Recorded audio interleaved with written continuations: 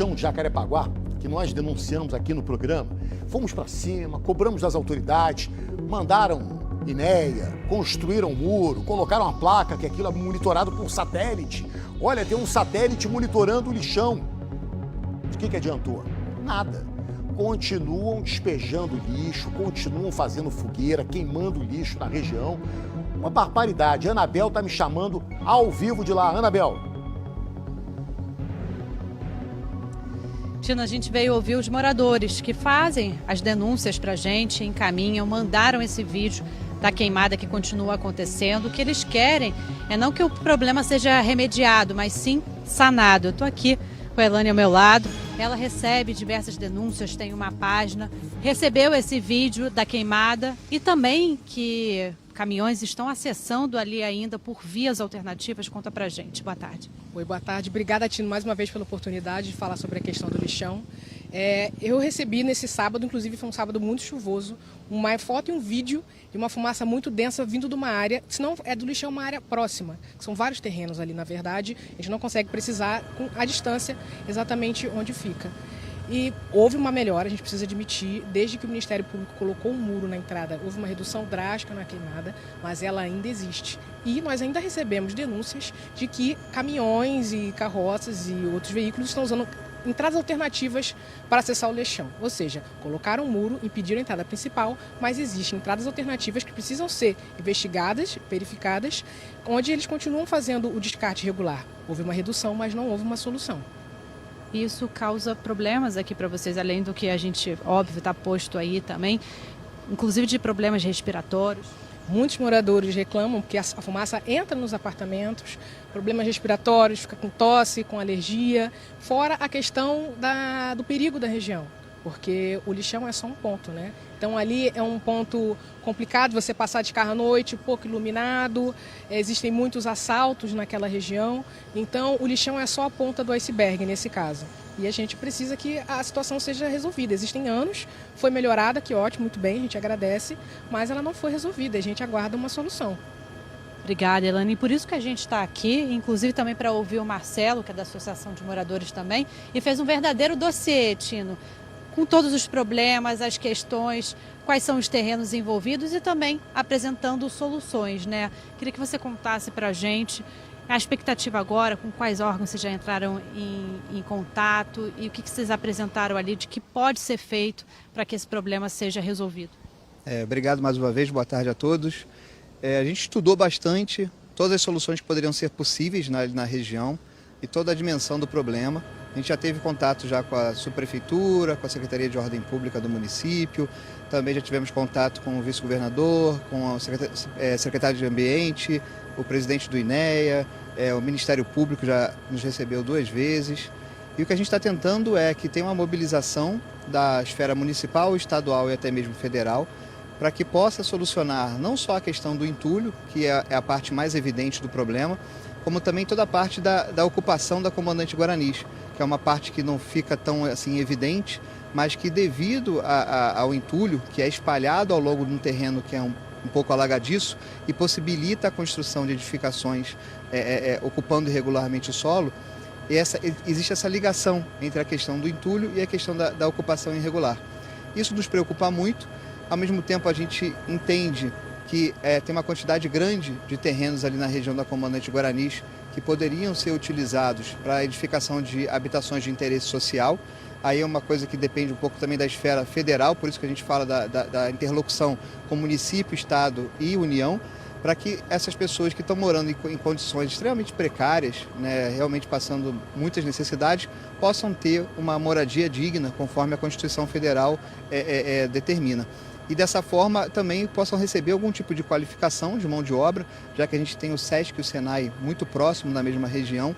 E, eventualmente, como é uma região que é um vetor natural de crescimento do município do Rio de Janeiro, essas pessoas possam ser qualificadas até mesmo para trabalhar na construção civil, porque, com certeza, a economia do país prosperando e criando condições para isso, a gente vai ter todo um crescimento natural do Rio de Janeiro nessa região e essas pessoas vão poder ter seus trabalhos, seus empregos, enfim, poder prosperar e ter uma vida mais digna.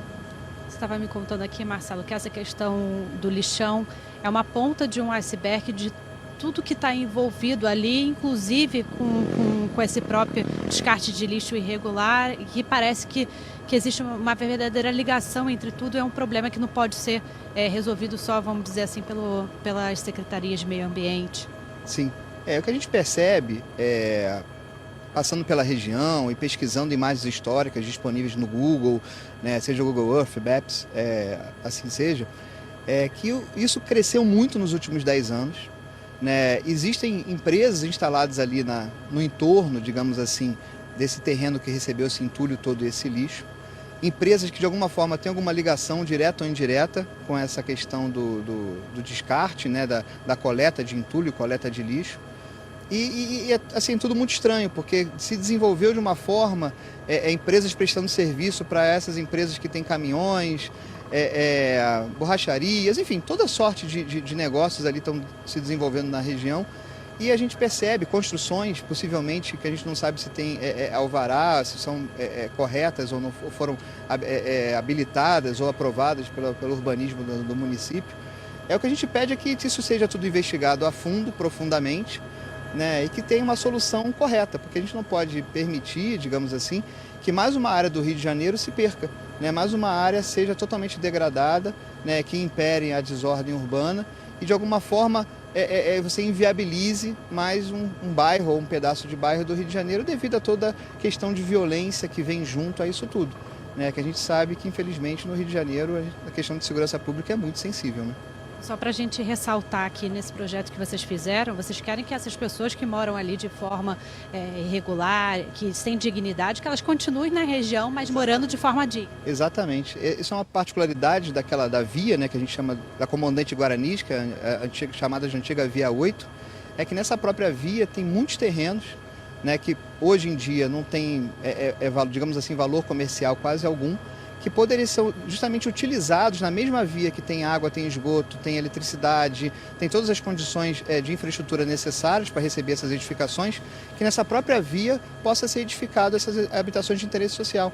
Não precisa pegar essas pessoas e mandar para um outro bairro do Rio de Janeiro, um bairro mais distante, que na verdade nem a legislação mais permite isso. Ou seja, na própria via pode ter o começo ou a solução completa de toda essa situação.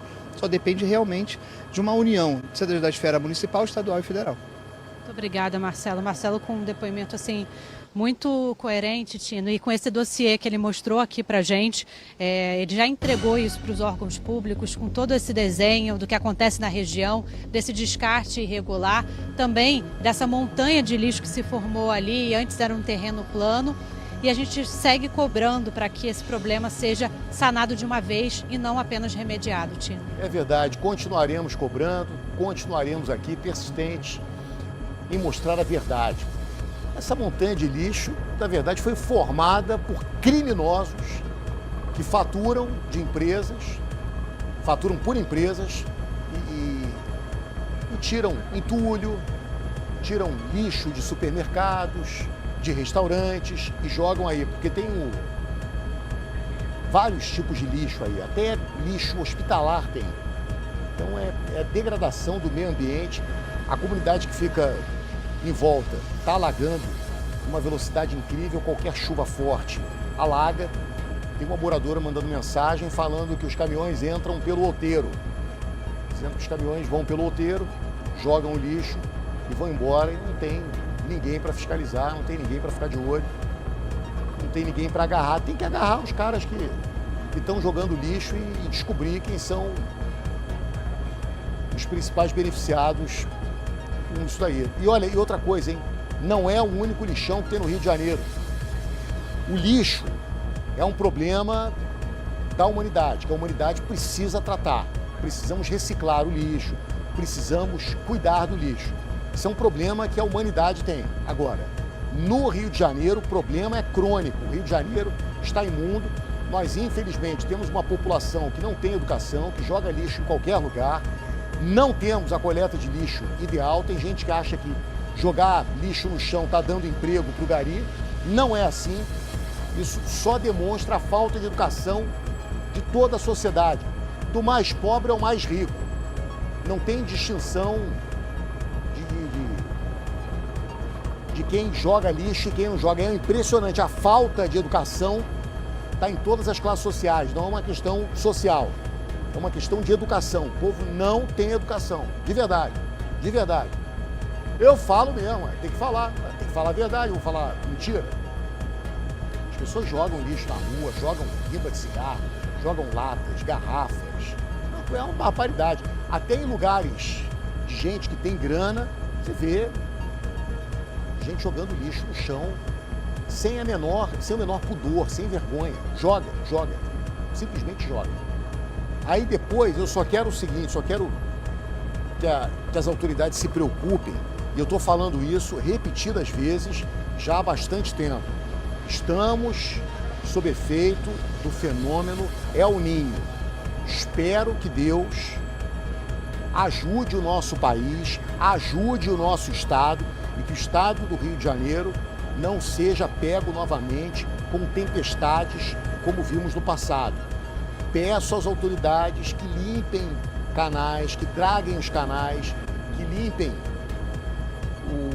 os rios afluentes. A gente precisa de limpeza, a gente precisa de organização, precisamos de planos de contingência, precisamos que todas as sirenes funcionem, porque se vier tempestade, se tivermos mais uma tragédia no Rio de Janeiro, não adianta colocar colete da Defesa Civil e ficar esperando ajuda em forma de verba, dizendo que vai resolver e que o problema não vai se repetir. Eu estou falando isso muito antes do verão. Eu estou falando isso muito antes do período da chuva forte. Pelo amor de Deus. E, de verdade, nas minhas orações, quando começa a chover forte, juro para você, começo em oração a pedir que Deus tenha piedade, que distribua a chuva por um período mais longo. A chuva é importante. Eu estava comentando hoje com meu filho falou, pai, hoje não vai chover, que bom. Eu falei, filho, a chuva é fundamental para a gente. Agora, é bom que a chuva venha num longo período e que não venha concentrada. Quando chove, eu começo a orar, a pedir para que Deus tenha piedade do nosso povo, especialmente daqueles mais necessitados. Você imagina uma chuva forte aí. Ali do outro lado está todo mundo na beira do canal. Várias comunidades crescem à beira de canais. Você vai na região serrana, você vê os rios na região serrana margeados por comunidades. São construções irregulares, é a cidade crescendo de maneira desordenada. São as cidades crescendo, o estado inteiro favelizado crescendo de maneira desordenada.